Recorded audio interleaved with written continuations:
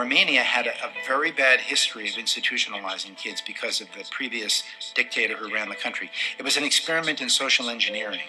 So by 1989, when he was tried and executed in a coup, there were more than 170,000 kids living in institutions.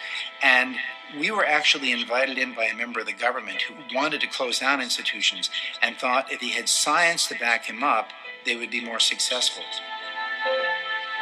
So in our case, the treatment was high-quality foster care, which we had to build ourselves because there was none in Bucharest, Romania when we started.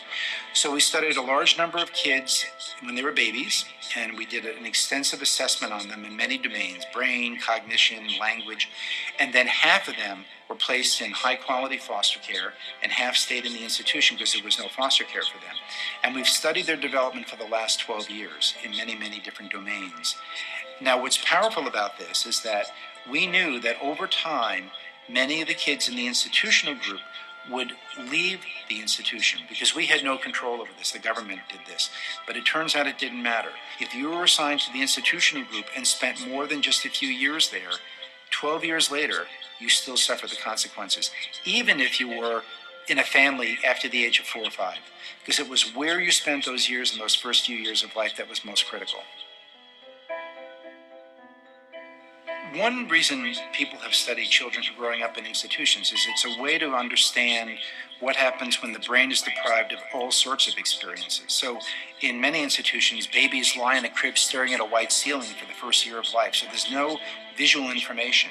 There's nobody talking to them, no one touching them except to change them a few times a day. So the kind of deprivation that occurs in institutional environments leads to a whole cascade of effects. One is that they've diminished IQ. They have lower IQ, severe language problems, severe attachment problems. They don't know how to have a relationship with an adult. As they get older, they also don't know how to have a relationship with peers.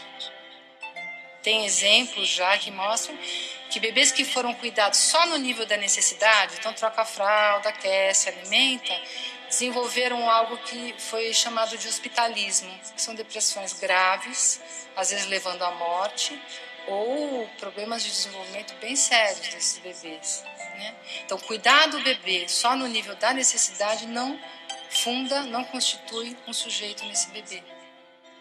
Institutions are not new. They've been around for hundreds of years. When I was in Salvador a few months ago, we went to see an institution, and it was, by all accounts, a wonderful place. It was brightly colored.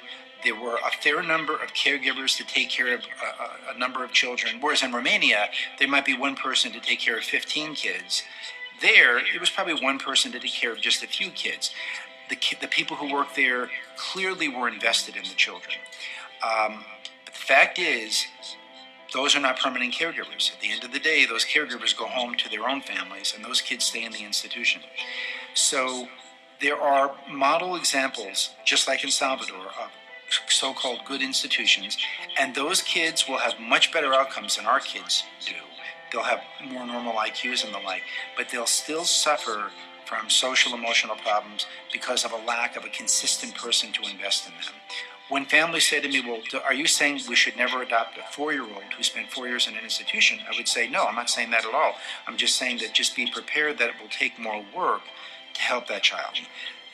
Kids coming out of institutions are likely to feel like, imagine in a room of glass walls, and you don't know where the boundaries are, so you have to keep smashing into the walls to see where they are. So kids will test limits. So the parents are going to have to set limits. And they're going to have to show them that no matter what they do, they still love them.